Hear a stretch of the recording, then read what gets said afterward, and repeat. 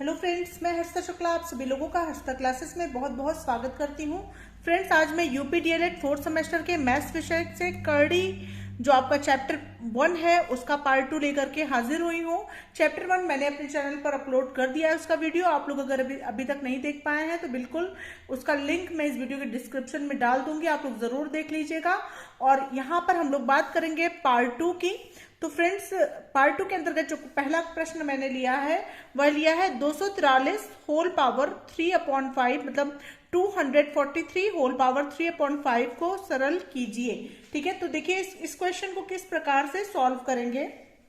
तो फ्रेंड्स, इस प्रकार से इसको लिखेंगे कि 243 होल पावर 3/5 को आपको सरल करना है। ठीक है, तो यहां पर हम सबसे पहले क्या करेंगे, 243 का फैक्टर निकाल लेंगे।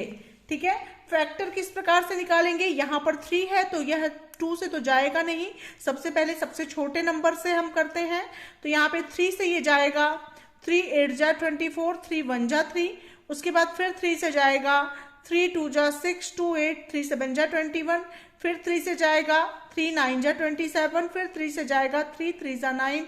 फिर 3 से ये डिवाइड हो जाएगा, 3 1 जा 3। ठीक है, तो यहाँ पर फ्रेंड्स हम लिख सकते हैं इसको, 3 कितने टाइम्स आया है, 1 2 3 4 5 टाइम्स 3 आया है।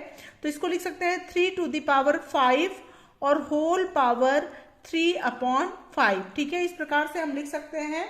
अब इसको आप आसानी से इसको इस प्रकार से लिख सकते हैं, 3 to the power 5 multiply by 3/5। 5 से 5 को आप कैंसिल कर देंगे। उसके बाद यहां पर आएगा फ्रेंड्स 3 क्यूब और इज इक्वल टू 3 मल्टीप्लाई 3 आपका हो जाएगा 3 3 जा 9, 3 जा 27 जो है आपका आंसर हो जाएगा। होप आप लोगों को यह क्वेश्चन बिल्कुल अच्छे से समझ में आ गया होगा। बढ़ते हैं नेक्स्ट क्वेश्चन की तरफ। फ्रेंड्स, नेक्स्ट क्वेश्चन के अंतर्गत कुछ इंपॉर्टेंट क्वेश्चन मैं लेकर के हाजिर हुई हूँ जो कि आप लोगों के लिए जानना बेहद जरूरी है। समान करणियों का जोड़। ठीक है, यानी अगर करणियां समान हैं, मतलब करणियों के अंदर जो संख्याएं हैं वह बिल्कुल सेम है, तो इसका जोड़ हम किस प्रकार से करेंगे।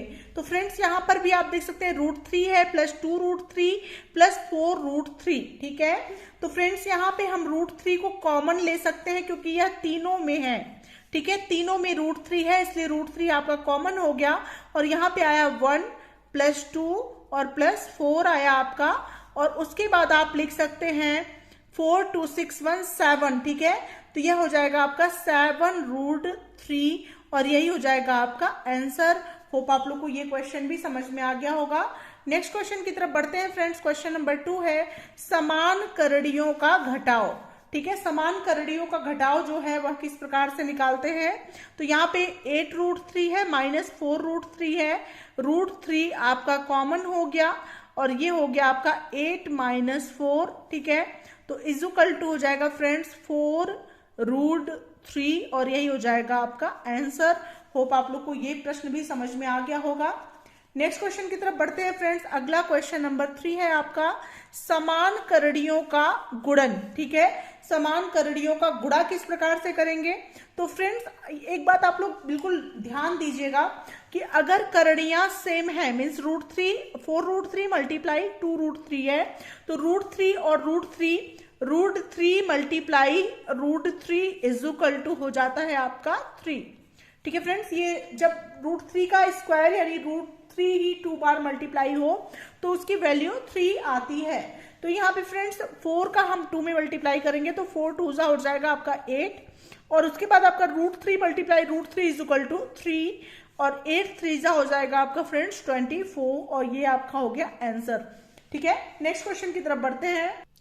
नेक्स्ट क्वेश्चन नंबर 4 है समान करणियों का भाजन। ठीक है, इसका भाजन कैसे करते हैं, मीन्स डिवाइड कैसे करते हैं समान करणियों को। तो फ्रेंड्स इस प्रकार से करेंगे, 8√3 है डिवाइड बाई 4√3। तो इन दोनों में से हम क्या करेंगे, √3 को कॉमन ले सकते हैं और यहाँ पे √3 जब आपका कॉमन हो गया तो यहाँ पे ब्रैकेट के अंदर हो गया 8 और डिवाइड बाई 4। ठीक है, अब 4 से जब 8 को डिवाइड करेंगे फ्रेंड्स तो 4 2 जा 8 होता है, तो यहाँ पे हो जाएगा √3 और ब्रैकेट में 2 हो गया आपका और इसको आप लिख सकते हैं 2√3 और यही हो जाएगा आपका आंसर। होप आप लोग को ये प्रश्न भी समझ में आ गया होगा। नेक्स्ट क्वेश्चन की तरफ बढ़ते हैं। नेक्स्ट क्वेश्चन नंबर 5 है आपका 2.4, ठीक है, यहां पे होगा आपका फ्रेंड्स मल्टीप्लाई, ठीक है, यहां पे आपका मल्टीप्लाई है 2.4 मल्टीप्लाई बाई 10⁻³ ब्रैकेट में, एक ब्रैकेट में, और डिवाइड बाई 8 मल्टीप्लाई 10⁻⁻²। इसको किस प्रकार से सॉल्व करेंगे? तो फ्रेंड्स इसको समझिए आप लोग कैसे सॉल्व करेंगे। यहाँ पे लिख लेंगे 2.4 मल्टीप्लाई बाई 10⁻³ अपॉन 8 मल्टीप्लाई 10⁻⁻²। 8 से आप 2.4 को जब आप डिवाइड करेंगे तो यहाँ पे हो जाएगा 0.3, ठीक है, 8 3 24, ये आपका आ गया 0.3 और उसके बाद आपका आ गया फ्रेंड्स 0.3 मल्टीप्लाई 10⁻3, ठीक है, और ये आपका 10⁻⁻², ठीक है, जब ये वैल्यू ऊपर जाएगी तो ये हो जाएगी आपकी +2, ठीक है फ्रेंड्स। तो यहाँ पे हो जाएगा, ठीक है, उसके बाद ये हो जाएगा आपका 0.3 मल्टीप्लाई 10⁵, ठीक है, और उसके बाद यही जो है आपका क्या हो जाएगा, आंसर हो जाएगा, ठीक है। अगर आप इसको अच्छे से करना चाहते हैं तो इस प्रकार से 0.3 को भी आप हटाना चाहते हैं तो चाहे आप यही आंसर लिख दें, चाहे 0.3 को जब आप हटाएंगे तो यहाँ हो जाएगा 3 मल्टीप्लाई 10⁻, चूंकि पॉइंट यहाँ पे है तो यहाँ पे -1 हो जाएगा, मल्टीप्लाई 10⁵। अगर यहाँ पे 0.03 होता तो 10⁻⁻² हो जाता, ठीक है, इस प्रकार से हो जाएगा इक्वल टू 3 मल्टीप्लाई 10⁵ -5 और -1 + 5 और इक्वल टू हो जाएगा 3 मल्टीप्लाई 10⁵ में से 1 गया तो हो जाएगा 4, ठीक है। तो यही आपका हो जाएगा आंसर। होप आप लोग को ये प्रश्न भी समझ में आ गया होगा। नेक्स्ट क्वेश्चन की तरफ बढ़ते हैं।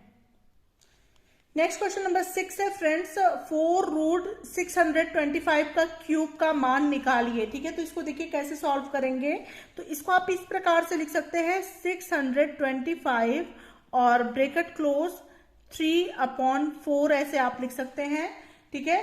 तो 625 की जब आप वैल्यू निकालेंगे तो यहाँ पे 625 को डिवाइड करेंगे 5 से तो ये हो जाएगा आपका 5 1 जा 5, 5 2 जा 10, 5 5 जा 25, फिर 5 से करेंगे 5 2 जा 10, 5 5 जा 25, फिर 5 से आप डिवाइड करेंगे 5 5 जा 25, फिर 5 से करेंगे 5 1 जा 5।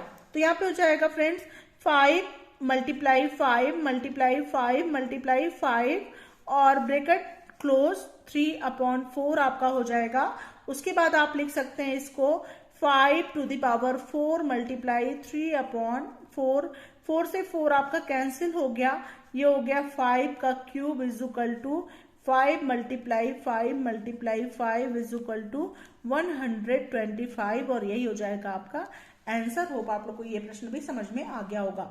नेक्स्ट क्वेश्चन की तरफ बढ़ते हैं फ्रेंड्स। नेक्स्ट क्वेश्चन है √8 का होल पावर 1/3 और इसकी आपको क्या निकालनी है, वैल्यू निकालनी है। इसको किस प्रकार से सॉल्व करेंगे। तो फ्रेंड्स मैं आप लोग को एक बात बता दूं, जब आप √8 और का होल पावर 1/3 की बात करते हैं तो यहाँ पे √8 की जगह आप लिख सकते हैं 8 होल पावर 1/2 और बाहर जो आपका है वो है 1/3, ठीक है। तो उसके बाद आप इसको लिख सकते हैं 8 होल पावर 1/2 मल्टीप्लाई 1/3, तो उसके बाद आपका हो जाएगा 8 होल पावर 1/6, ठीक है फ्रेंड्स। 8 होल पावर 1/6 हो गया। अब जब आप 8 को सिंप्लीफाई करेंगे तो इसको 8 को आप लिख सकते हैं 2 का क्यूब आप लिख सकते हैं और मल्टीप्लाई 1/6 आपका हो जाएगा, क्योंकि 2 का क्यूब क्या होता है 2 मल्टीप्लाई 2 इक्वल टू 8, 2 2 जा 4 2 जा 8, ठीक है। तो इसको आप 2 का क्यूब 8 को आप लिख सकते हैं और मल्टीप्लाई 1/6 जब आपका हो गया, ये वाला 1/6 यहाँ पर हो गया, तो 3 1 जा 3, 3 2 जा 6 इक्वल टू 2 होल पावर 1/2 और 2 होल पावर 1/2 इक्वल टू हो जाता है √2 और यही हो जाएगा आपका आंसर। होप आप लोग को ये क्वेश्चन भी समझ में आ गया होगा।